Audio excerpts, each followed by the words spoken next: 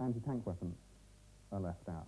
NATO has got about 250,000 anti-tank guided weapons, and it's got numerous other weapon systems which are capable of destroying tanks with quite extraordinary and really rather nasty efficiency. And so if you see this comparison of tanks, I suppose the first question to say is, are these facts?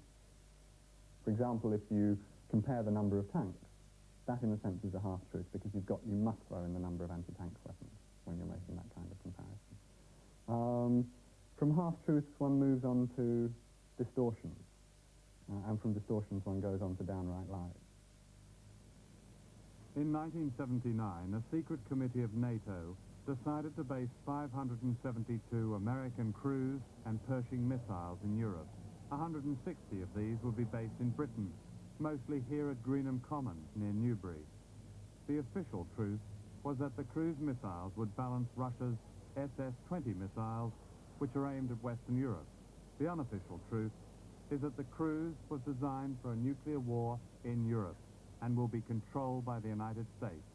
Parliament was never consulted, nor were local people who received this Ministry of Defense brochure. This is the soft sell for nuclear weapons, and as you may know, 96 cruise missiles coming to Greenham Common. So this is a brochure by which they try to persuade local people that they should welcome this new development. But of course they say that in a time of tension, as they put it, the crews will be moved around, and that the Russians really won't strike Greenham Common and Newbury. That is the whole rationale for them of striking crews here. But for us, I mean, there is the problem of actually transporting these things, even if that should happen, and clearly there's the risk of accident. But more importantly, since they made that statement, we now know that one flight of cruise missiles is to be permanently armed when on the base. With nuclear weapons? Oh, indeed. And they are building super-hardened silos in order to protect those armed weapons. So we think it's a nonsense that they will be moved around. When they feel that they ought to tell the people something, then the propaganda is extremely crude, just as crude as one might think it would be in the USSR. And this is a blatant example of that.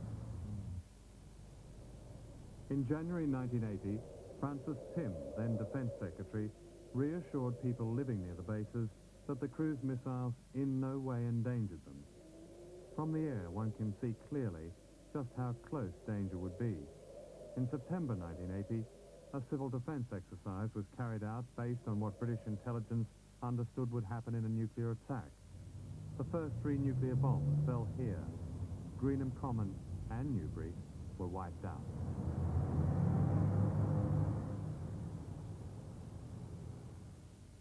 When I first saw this, I noticed the subtitle, which is a vital part of the West's life insurance.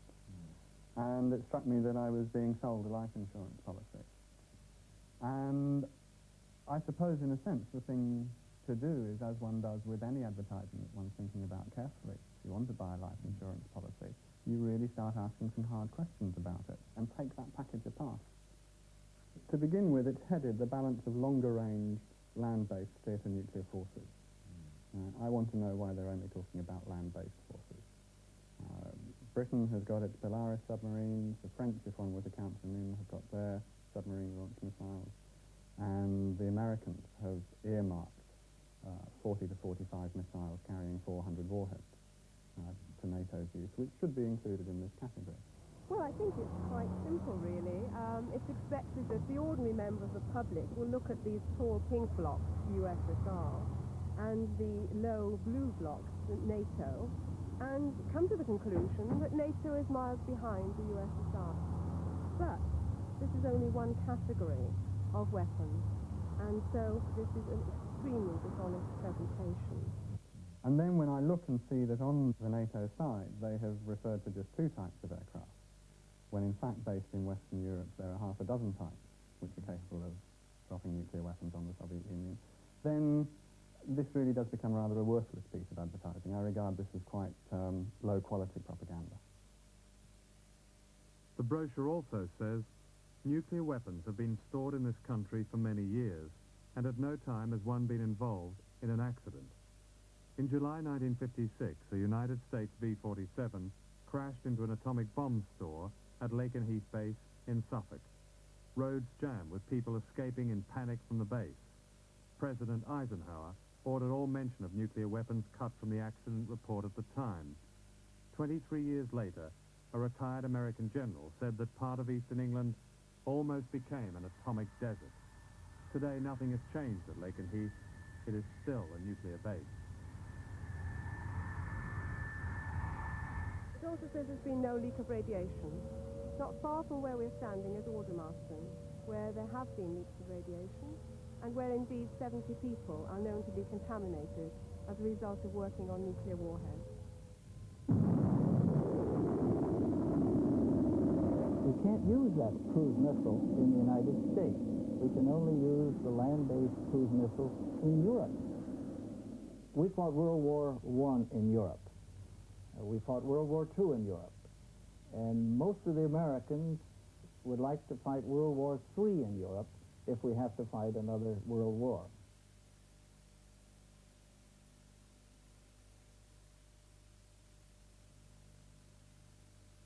Warmth and comfort for the kids. Electric, with slimline storage heaters.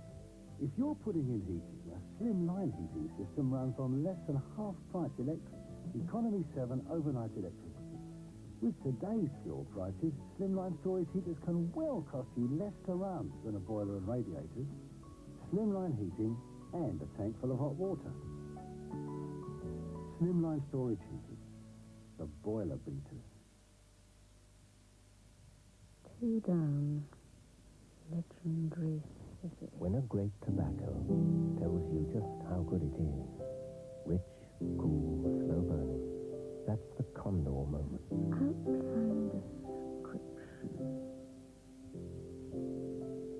Condor. Of course. Contour. Condor. It's the tobacco of the moment. Do you take a pain reliever? Yes, I do. Is it the number 3 bestseller? No. Or number 2? No.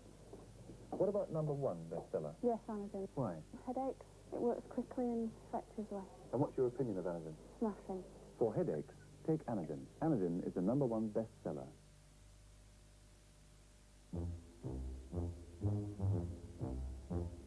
However many good things we put into a pint of Greenhalls, there's one thing we always leave out.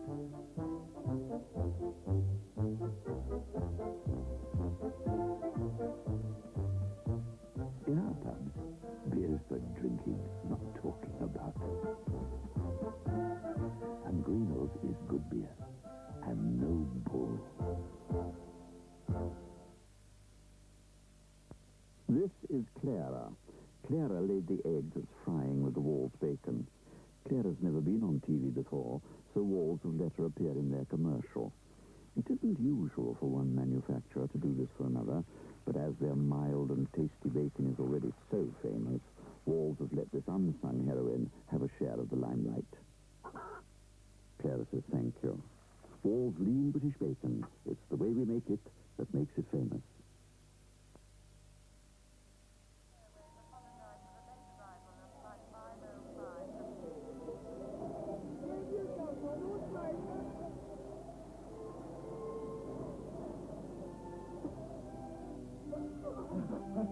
Look at your Uncle Paul.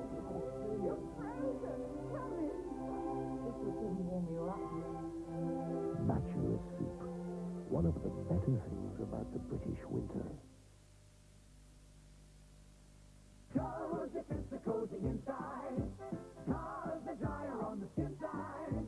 And that's what it's all about.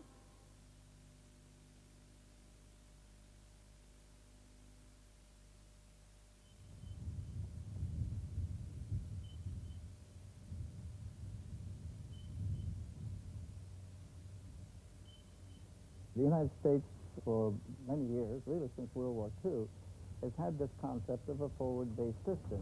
We want to keep a forward-based system in the United Kingdom, Europe, Southern Europe, that whole tier, so that if we do become involved in a war with the Soviets, we can fight the war there and not fight the war in the United States.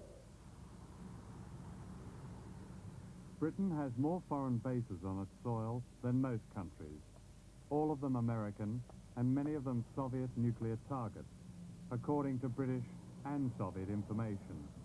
At Lakenheath, walls are 2 feet thick with special air filters to protect their American personnel from radioactive dust. Hardly any of these American bases are directly committed to the defense of Britain.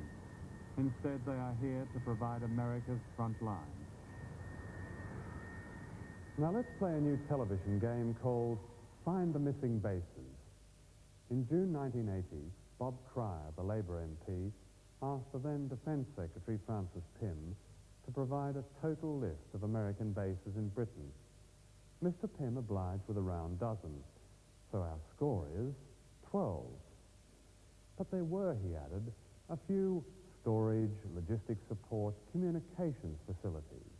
So a month later, Mr. Pym was asked to list these extra bases, and the dozen suddenly grew to 53.